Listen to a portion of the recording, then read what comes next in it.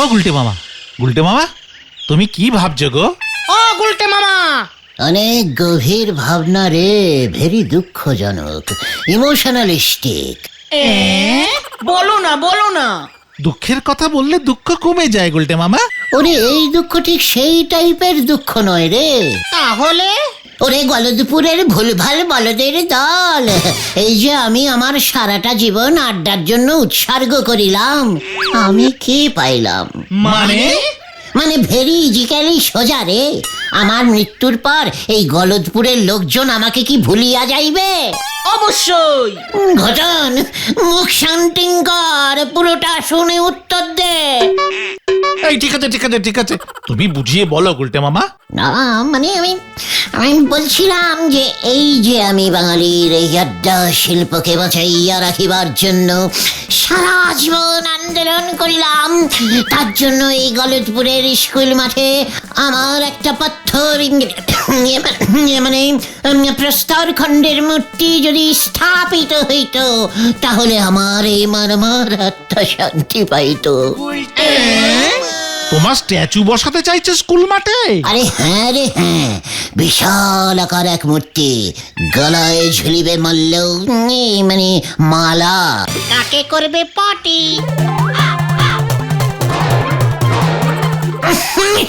ইস ভেন্ডি, স্ট্যাচু থাকিলে কাক তো ইয়ে করিবেই, কাকের কোনো দোষ নাই, তুই সেই ইয়ে পরিষ্কার করিবি, ইহাই আমার নির্দেশ। ঠিক আছে। দূর, গাছে কাঁঠাল গোপে তেল। তোমার ওই মূর্তি কে আর প্রতিষ্ঠা করবে বলো? সে তো অনেক খরচ। তাছাড়া সারা জীবন আড্ডা মেরেছো বলে তোমার জন্য কেউ এক পয়সাও খরচ করবে না। তুমি কি কিছু আবিষ্কার করেছো নাকি তুমি বিশ্ববিখ্যাত শিল্পী, সাহিত্যিক না কবি? নয়তো সমাজসেবক। কিন্তু একটা বড় কিছু তো করতে হবে গুলটে মামা। ও গুলটে মামা, দুঃখে থম মেরে গেছে। থম থম থম, লুচি আর আলুর দম, ট্রেন যায় ঝমাঝম, থম থম থম। নমস্কার। এসব কি বলছো তুমি গুলটে মামা? মনে পড়ে গেছে রে, মনে পড়ে গেছে, আমারও মূর্তি প্রতিষ্ঠার কারণ আছে আছে আছে। কি তুমি কবিতা করে কথা বলছো কেন গুলটে মামা? ওরে ওরে ওরে, আমি তো কবি রে। হ্যাঁ রে গলদপুরের বেরসিক বলদের দল, আমি কবি। তোরা কি আমার শিষ্য হবি? আলবাত, তবে ব্যাপারটা একটু খোলসা করে বলো না গুলটে মামা। হ্যাঁ, তুমি আবার কবি হলে কবে থেকে? সে অনেক অনেক আগে থেকে, অনেক দিনের কথা। আমি তখন থাকিতাম বুড়ো কাসুন্দিপুর নামক এক রাজ্যে। সারাটা দিন একটি বটের গাছের নিচে বসিয়া বলে যাকে বলে কবিতা লিখিতাম।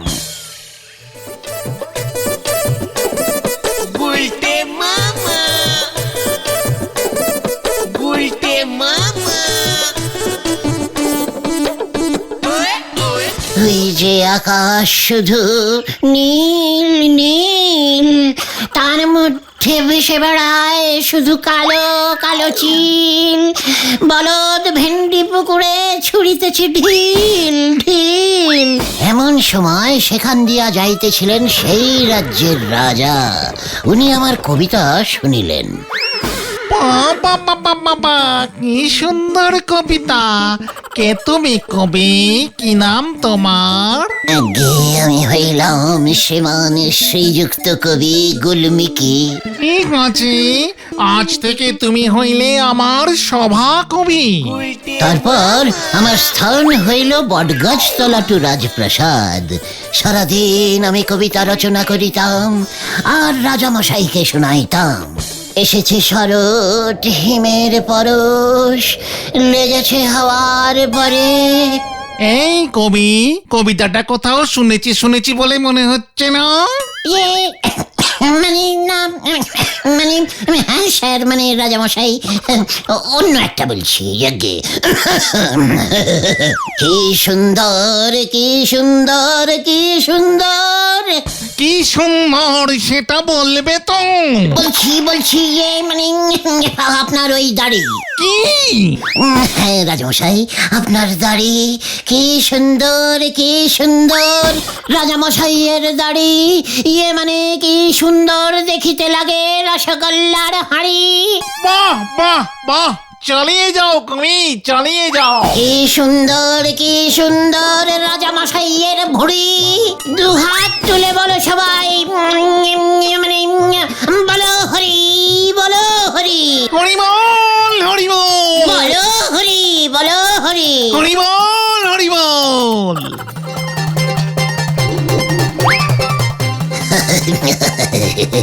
ঠিক আছে রে গলদপুরের থম্মারা বলদ, তোরাই দেখছি এখন স্ট্যাচু হয়ে গেলি। না মানে আমি বলছি যে তুমি যে সব বললে এগুলো সব সত্যি? কবির কল্পনা রে, কবিরাজে সব কল্পনায় আলপনা দেয়। আমার ভিতরে গুলমিকি কবি আবার জাগিয়া উঠিয়াছে। আমি কবিতা লিখিয়াই বিখ্যাত হইব, তখন দেখবে আমাকে সবাই বিশ্বকবি, না থাক মানে বিশ্বকবি তো আছেই, তাহলে আমি হইব মানে আমি হইব সৌরজাগতিক কবি শ্রীমান গুলমিকি। জয় গুলটে মামা কি জয়। কিন্তু এমনি এমনি তো তোমার স্ট্যাচু তৈরি হবে না, তোমাকে তো এই গলতপুরের সবাইকে জানাতে হবে যে তুমি একজন কবি। ঠিক, তবে গলতপুরের সবাইকে জানানোর থেকে নরাকে জানাতে পারলেই অনেকটা কাজ হয়ে যাবে, বুঝেছিস? ওর দোকানে আমার মতো কবি যদি এক কাপ চা খায় না, তখন দেখবি ও জনে বলে বেড়াবে আমার কথা। চলে আয় আমার সঙ্গে।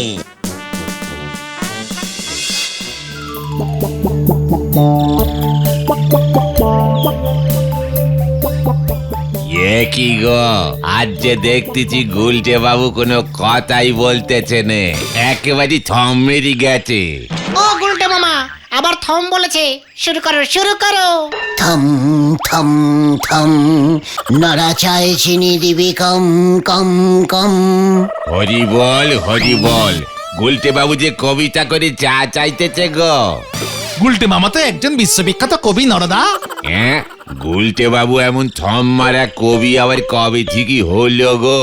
নরা সাবধান, কবিকে অসম্মান থম মারা বলবি না। 2 চামচ চিনি দিয়ে 1 কাপ চা দিয়ে যা শিগগির। এই যে গুলটে বাবু, আপনার চিনি দেওয়া চা ফুদে খা। আমিও কেমন কবিতা করে দিলাম, ওসব ফুটো কবিতা আমার কাছে ঝেড়ে লাভ নেই গুলটে বাবু। সে আমিও এমন কবিতা ঝরঝর করে বলতে পারি। নরা নরদা তুমিও তো জানো না আমাদের গুলটে মামা আগের জন্মে বিশাল বড় কবি ছিল, নাম ছিল গুলমিকি। তাই এই জন্মে কবি গুলমিকি হয়েছে গুলটে, তার কবিতাও গেছে উল্টে। আমিও মনে হয় আগের জন্মে কবি ছিলাম গো পাঁচু ভাইপো। পাঁচু নরাকে বলে দে এই গলতপুরে একজনই কবি ছিল, আছে এবং থাকবে, সে হলো এই গুলটে অর্থাৎ গুলমিকি। তালি পরে আমিও আপনারে চা দেব নে, আর কবি বলেও মানব নে। সহ্য হচ্ছে না, পাঁচু চলে আয় তোরা।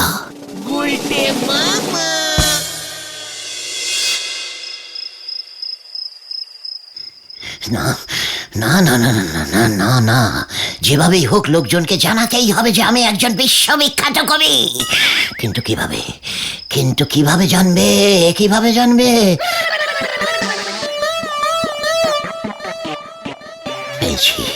পেয়েছি বুদ্ধি পেয়েছি।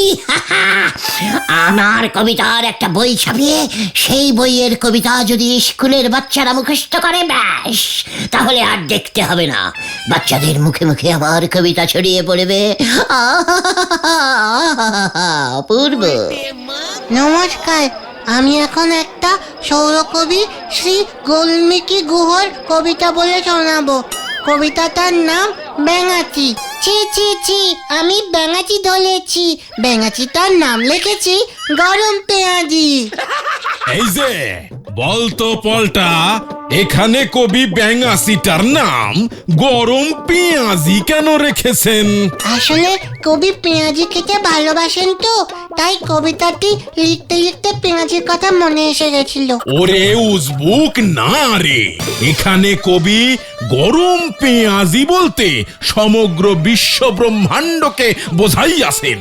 বিশ্ব ব্রহ্মাণ্ড কেমন পেঁয়াজির মতো গরম হইয়া গিয়াছে। ব্যাঙাসি হইল এই ব্রহ্মাণ্ডের প্রাণীরা, অর্থাৎ আমরা। এর অর্থ বড়ই গভীর। আহা, কি লিখিয়াছেন কবি গুলমিকি। ইয়েস, আমাকে আজকেই হেড স্যারের কাছে যেতে হবে, তবে এমনি নয়, একেবারে কবির বেশে।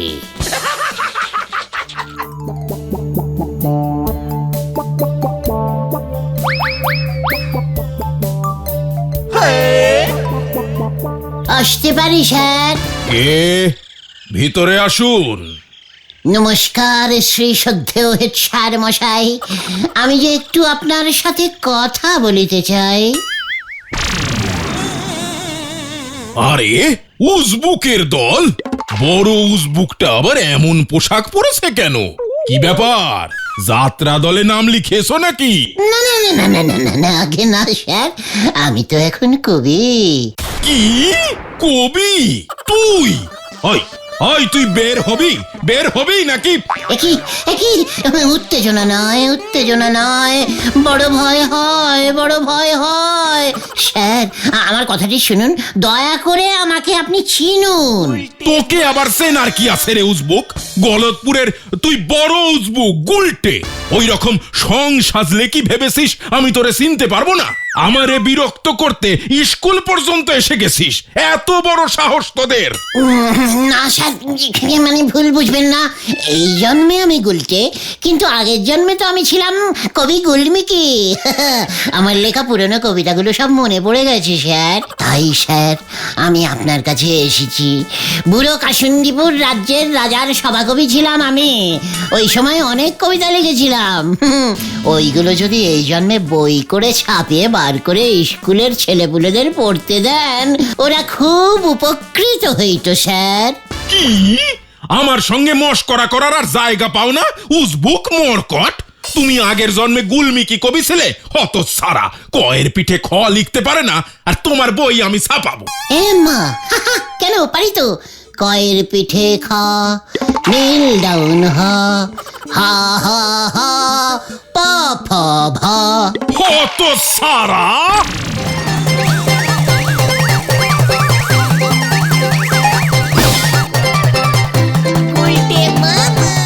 দূর হয়ে যা আমার চোখের সামনে থেকে, নয়তো আমি পুলিশ ডাকবো। কি আবার পুলিশ কেন? রাগ করবেন না স্যার, আমি যাচ্ছি স্যার, আমার ফলসদারিটা দিয়ে দিন স্যার, হারালে পুরো দাম দিয়ে দিতে হবে। এই নে হত সারা। একই কাণ্ড, সব হলো লন্ড ভন্ড, মাথায় উঠেছে দাড়ি, চল রে তাড়াতাড়ি। স্যার কেমন দিল? দাঁড়া!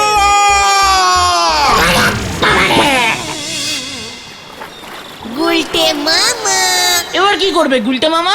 ওই স্ট্যাচু তৈরির আশা তুমি ছেড়ে দাও। মুখ সামলে কথা বল, স্ট্যাচু আমার তৈরি হবে, আর সেই স্ট্যাচুতে মাল্যদান করিয়া উদ্বোধন করিবেন আমাদের হেড স্যার নটু বাবু। কিন্তু কিভাবে? তুমি যে আগের জন্মে কবি ছিলে সেটা তো কেউ বিশ্বাসই করছে না। এ জন্মে তো একটা কিছু করো, আগের জন্মের ওই কবিতা দিয়ে এ জন্মে স্ট্যাচু প্যাচু হবে না গো গুলটে মামা। ওরে গলদপুরের ব্যর্থ বলদের দল, আমি এমন একটা বড় কিছু করিব, তখন দেখিবে শুধু এই গলদপুর নয়, প্রত্যেক পাড়াতেই আমার একটি করিয়া মূর্তি স্থাপন হইবে। এই গলদপুরের নাম বদল করিয়া এই কবির স্মরণে গুলটেপুর হইয়াও যাইতে পারে। কি করবে তুমি? মহাকাব্য লিখিব। মহাকাব্য? আরে মহাকাব্য, ইয়া মোটা হবে বইটা। আমার মাথাটা কেমন যেন ঘোরাচ্ছে গুলটে মামা। এখন তো তোদের অনেক কিছুই ঘোরাবে। তার থেকে বরং ঘরের ছেলে ঘরে ফিরে যা। আর হ্যাঁ শোন, কাল থেকে আমাকে আর পাবি না কিন্তু, বলে দিলাম। আড্ডা বন্ধ। কেন? কোথায় যাবে তুমি? সময় হলেই সব জানতে পারবি। আজ তো একটা মহাকাব্য লেখা তো সহজ কাজ নয় রে, ওসব তোরা বুঝবি না। যা বাবা,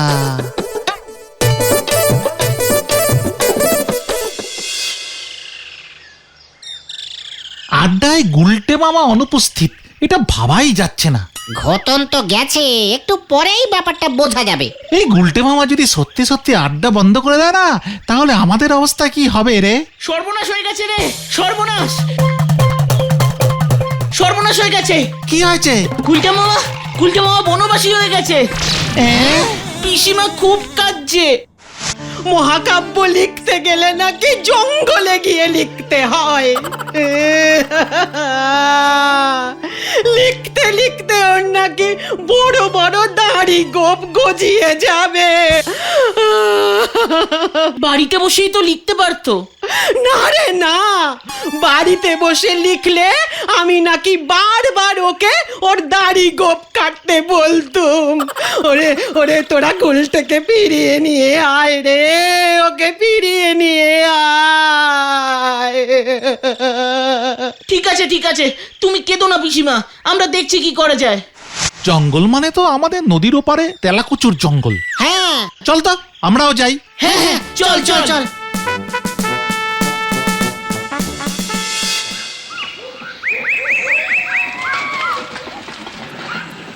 গুলটে মামা কোথায় গেল বলতো? কোথায় আজ যাবে? গভীর জঙ্গলে ঢুকবার সাহস নেই, এদিক সেদিকেই হবে। ওই দেখ,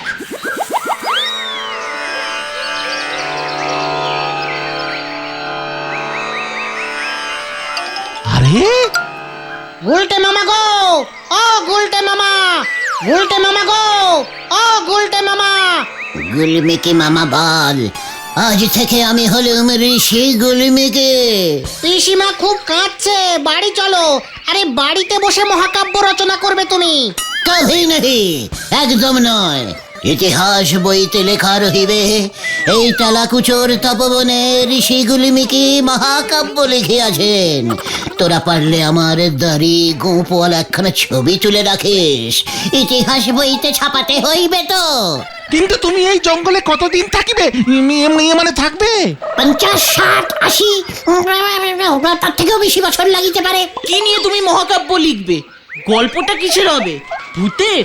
ঘটন, মহাকাব্যে ভূত আনিয়া ফেলিয়াছ, ফাজিল বালক। ঠিক আছে ঠিক আছে ঠিক আছে, সবই তো বুঝলাম, কিন্তু এত বছর ধরে লিখবে তুমি, এর জন্য তো প্রচুর পৃষ্ঠা চাই, কাগজ চাই, কালি চাই, কলম চাই, এসব চাই গুলটে বাবা।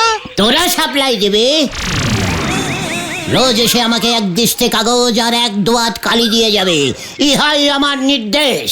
মহাকাব্যের শেষ পাতায় এর জন্য তোদের নাম আমি পদবিশুদ্ধ লিখিয়া যাইব, আমার সঙ্গে সঙ্গে তোরাও অমর হইয়া যাইবে।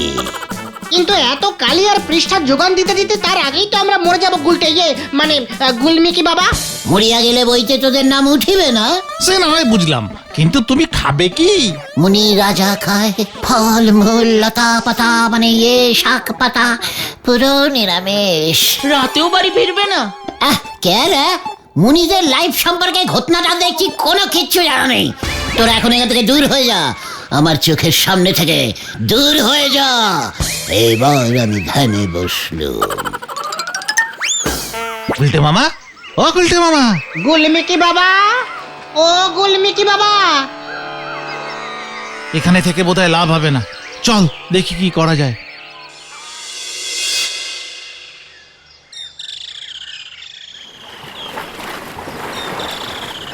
কি করা যায় বলতো?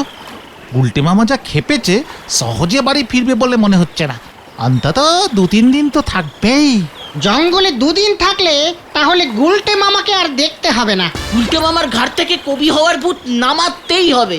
রাইট, ঠিক বলেছিস, ভূত দিয়েই ভূত নামাতে হবে। মানে শোন তাহলে। বাবা, মাগো কি কাঁচালে পড়লাম রে ভাই, ওই বলদগুলো যে এত হাই রেটের বলদ সে তো জানতুম না। আর একটু জোর করলেই তো আমি বাড়ি ফিরে যেতাম। আশ্চর্য, শুনলাম পিসমা নাকি কান্নাকাটি করছে, তো এখন আমি নিজে থেকে বাড়ি যাই কি করে? কি যে করি, না না না না না না, কভি নেই, আমি নিজে কিছুতেই বাড়ি ফিরিব না। তাই নাকি? তাহলে তো আমাদের খুব ভালোই হলো। এই কে কে ওখানে, কে?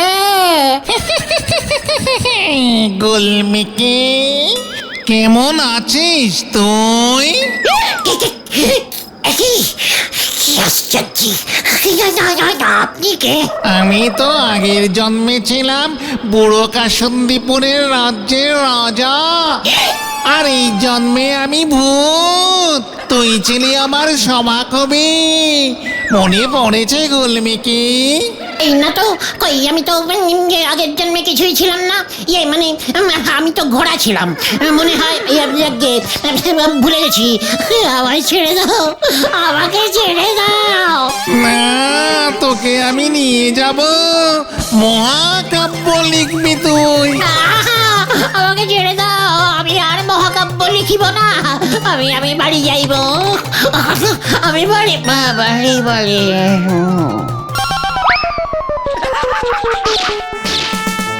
নে, প্ল্যান মনে হয় কাজে দিয়েছে।